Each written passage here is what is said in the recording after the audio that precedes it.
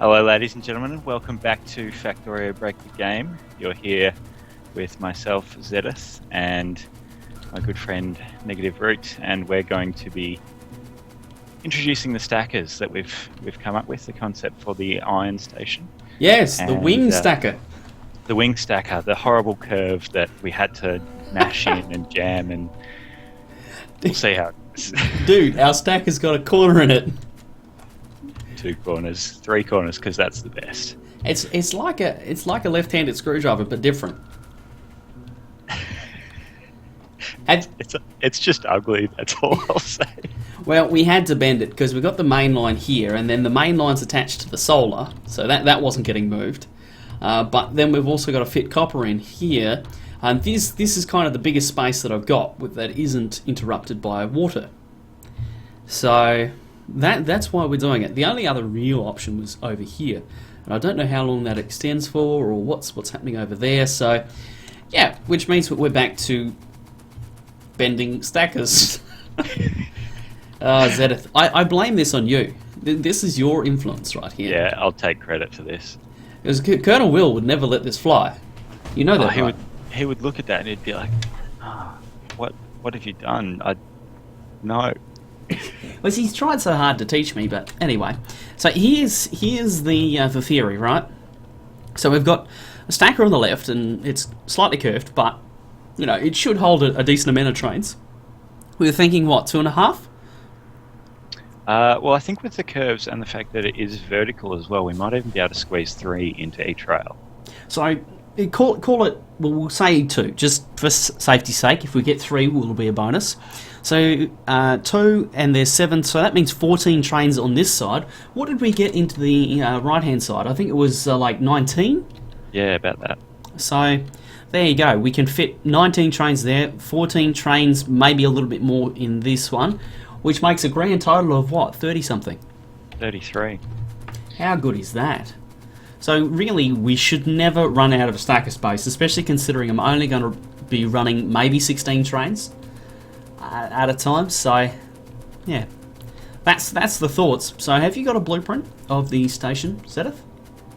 I think I've got a station blueprint. Alright, because I am going to I need to get an appropriate zoom level going so that we can see what's happening. Yep, okay, we got it. Now, for those of you watching at home, you can see that right now I've just increased the zoom that we have available just by typing in that command into the console. Now, I'm going to blueprint this as well so that we can all see what we're talking about. And there's also a few little love chests in there. Zedith? Oh, my favourite. It's like a wood bomb. You would have played when we had the chest explosion. Do you remember the old chest explosion? Which one was that? If you picked up a box full of items. Oh yeah, you had that nightmare. Yeah. Nightmare toxic spill. Those were the days. No, those were the good old days, the bad old days. Yeah. So right now, ladies and gentlemen, you can see on the screen what kind of space this station is going to take up. Have you got this up? Can we go to like 0.05 zoom? We can. Oh, look at this! Come on. See? Goodbye FPS, but yes. Oh, shite! That's 10 FPS. I've still got 60 actually. So. Do you? Do you really? Yeah. I've got 9.5. Well, ladies and gentlemen, this is great news because we have successfully broken the game.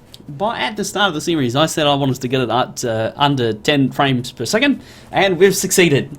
So, roll credits. No? Okay. No, well, we'll keep playing then. We need to do it legit. So, where I'm thinking, well, it probably needs to come up even a little bit further than where I'm standing right now. And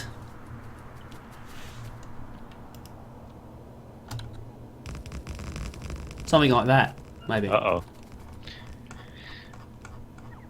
Yeah, that works. That works? And yeah, so that the top part of it is up where I am. And then we've got to stick in the lane, the belt balancer as well. So let's say to about here or so. And the rest. Go to the copper. Sorry? Go to the copper. Up a little bit further is the copper. Oh, right, yes. Ignore me. So probably about there for the lane balancer. Yeah. And then we're going to do the furnace. Are we going to have the room? Maybe. Because Will and I, we worked on the layout this morning. And for those of you watching, that would have been the last 2 episodes. Interesting. I mean, we could roll with it, and if we do need to move it, we can literally blueprint the entire thing and shove it somewhere else on another continent. Well, I suppose there is that, isn't there? The power of blueprints. Let's just do it. Let's just do it? Alright, let's just do it. How about I'll go grab the engineering train? Yeah, no worries. I'll stand here and deconstruct trees. That's my favouriteest thing ever!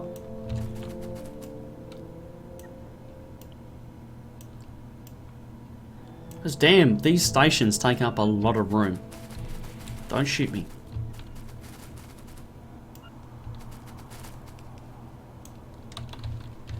Because you know what I can do now? I could make more love chests. No. Yes. Terrible. Bad habit. Well, you just got to be careful what you deconstruct. I'll make loops. I keep... Okay, here we go. Now... what else do we need? We really need to get rid of some of these bloody trees.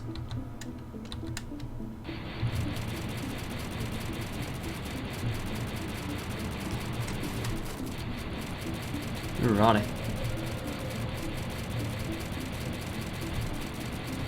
Construction rail, I like it. I need to shoot in this direction in case I blow up the station. It's friendly fire. I also thought, what are we going to say our punishment is? Because no doubt throughout the series, one person is going to get hit by a train. It's going to be thoroughly embarrassing. We need a punishment. That has already happened. Uh-oh. Come on, you remember? No, we weren't. That doesn't count. It wasn't in an episode. It counts. It counts to me. I don't forget. You walked into a train. It's not my fault. Which, wow, you were driving. Because that was pretty funny. And I'm kind of... I was a little bit upset at the time that I wasn't recording, but then again, I really couldn't breathe for about 5 minutes. We did well. We did really well. Well, you also being new to multiplayer didn't understand what that meant. Yep. You know, I think I prefer the multiplayer way of dealing with death than the single player way. I think the lose all your stuff is pretty horrible. Yeah, it's a decent incentive to not take risks. Also, the whole you have to stand there for 10 seconds and cop an absolute ribbing from whoever you're multiplaying with at the time is also pretty damn funny. Yes, trains, bad. Actually, we were talking about the Hydra Dilemma before starting this recording. And in the Hydra Dilemma, Zedith, because it was a continuation game, there wasn't multiplayer at that stage. What we did was we handed the save on to the next person. Now, what I did one episode was the boys decided to set up a train line, and I'm fairly against trains at the best of times. Anyway, so what I did was I saved the game with about a foot to spare on a train track in front of a train moving at full speed. Oh no. Yeah. So when the person loads it, all they were confronted with was train. And I suspect that Alex, the gentleman who took the save after me, I reckon he cheated because he managed to dodge the train somehow. I was like, dude, that's not fair. Put so much effort into it. Actually, Okay. Just about here. Speaking of which, I was trying to set up one prank one day, and it was I threw a grenade, and then tried to save the game so that as soon as you load the game, the grenade exploded. I reckon I blew myself up about 4 times. You are so evil, though. I'm not. That was actually funny as, because it was loud. And the person had their explosions turned up, so they lost their shit. And it was funny. It was great YouTube. I was thankful that they were recording at the time. It's a shame that multiplayer you can't do such good pranks anymore. Mm. So I've nearly got the area cleared of trees. And actually, ladies and gentlemen, you might be able to see what happens to trees when they're in a pollution cloud. Okay, you can see right here, we're in the midst of real heavy pollution cloud. All these trees have died. And this was something new in the 0.12 update. The devs brought that in so that trees do actually die. And the other thing is they do actually heal as well. So you see here, if we wait long enough, we'll see the tree heal itself. There you go, 35. And that was my best David Attenborough impression. I know it was bad. I won't do it again, I promise. Save us all. Where are you? I'm just got the engineering train up, so we can grab some resources from it and get this station built. You're incredibly handy to have around. You know that, right? Little pack horse. You're like a smart construction bot. Come logistics bot. It's like the best of both worlds. It's the best of every world. What is this? It's a tree right in the middle. I've lost all my bots somewhere. Have you? They're probably straggling across the map because you ran off. I think it was last night that there was just this chain of bots just slowly creeping across the across my field of view. Now I think that's okay. Time for another love chest, I think. See, I got this habit from Will. He used to leave just random chests all over the shop, and it was bad. Yeah, one thing I'll probably do later is I usually roboport the entire construction area that I'm going, well, deconstruct first, all the trees, and then roboport everything and just clear it, flatten it. So it's never an issue again. Right, so we need a few more, I think we're going to need quite a few more inserters. Yeah, that's the engineering train, isn't it? Oh dear. Oh, it's got all the wood in it.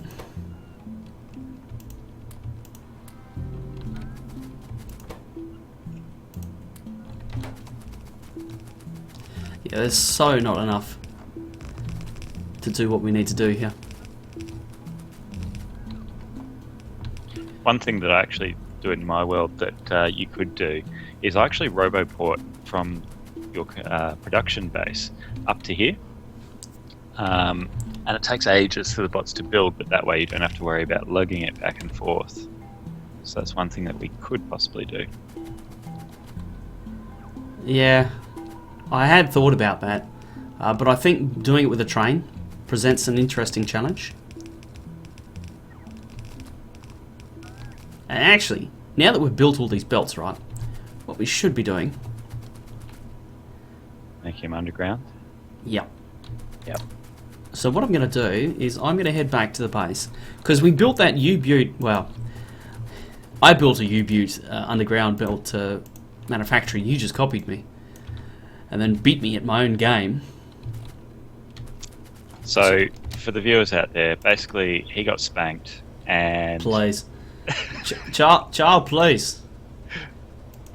What do you want about spanked? Please, you copied me. Is what happened. No such thing. And, no such thing. And then Blasphemy. Just added like a random gear factory to the build so that you managed to get more throughput than me. It was appalling. It was horrible. So I'm going to go back, and we're going to take advantage of my build that you copied, and we'll get some more underground belt on the way up. Now this needs to go to... Oh, come on, little bot. Little homeless bot, come on. Good bot. Right. BRB. Oh, please, why is this not working? Does that help? Nope. I haven't connected to the going the other way. Bugger. Okay. That is a bugger. Excellent Toyota, add that one. We've got a... Yeah, you can just run it back. So this is living dangerously. What's the chances I run into a train going the other direction? No. One can hope. Oh, please. Turn it up. Oh, that doesn't have a turn in it either. Oh, we're in trouble. We're going the wrong way. Here we go. Now I got it. So let's go get some underground belt.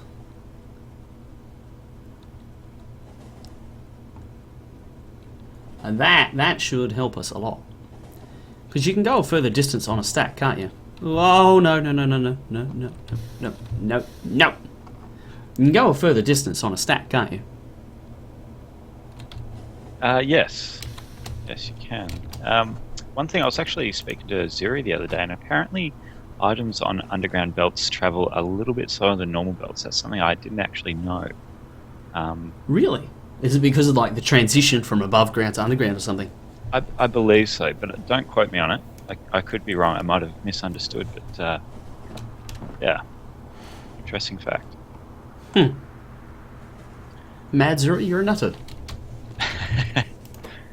Alright, so what I might do is work on the input lines from the four-way rail into the stackers on here. Yep, okay.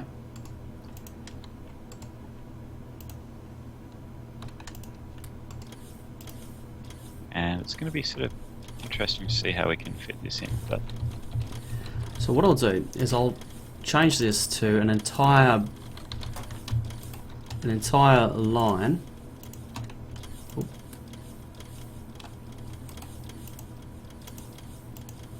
Of underground belt only.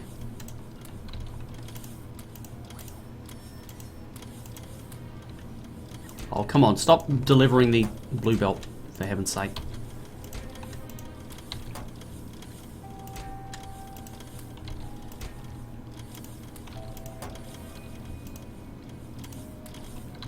Oh, now it's got all the wrong things in its hands. what have you done? Ruined it completely. It's balked. Completely balked. That's okay. I'll fix it. Okay, now we got that. We can come here. Ditch some things. Now what I want to do is I want to copy and paste the instructions from this wagon down to this wagon. So we're still going to have a fair bit of... Hold on. Hold the phone. What am I doing? It's okay. Whew. Yeah, so we're still going to have a fair bit of blue belt on the engineering tray. However, there's going to be a hell of a lot more underground belt. So, we will take that and that and that. Righty-o. Underground belt galore. How much we got? 475. It's not enough. We need more. Couple thousand. Should do it. Couple of thousand? Yeah, we're not going to have quite that much. We might get 1,000 out of it. Because, ladies and gentlemen, let's go have a look at the build after I refined it. Oh, I'm being such a pain in the ass. I'll stop now. So this is the build as we got it in the end. And basically, we just can't get enough iron gear wheels to it quickly enough. which, yeah, was very, very interesting. It's very close to being flat out, though, which is a really, really good thing. Now, you notice that these 2 steel chests are completely unlimited, so that means it's going to get tons of gear wheels now. Oh, it's already got 2.2k. How good is that? I like it a lot. And yeah, the goal there is just to use iron plate for our transport needs rather than iron plate and also lubricant. So what have we got? 600. Is 600 enough? We can start with that, yeah. It's enough for a beginner base. If you want to think small. Alright. Well, that's been 20 minutes, so we'll end the episode here. I'm going to fill my pockets full of underground belt, and then we're going to return to the crusher and continue to work on these train stations.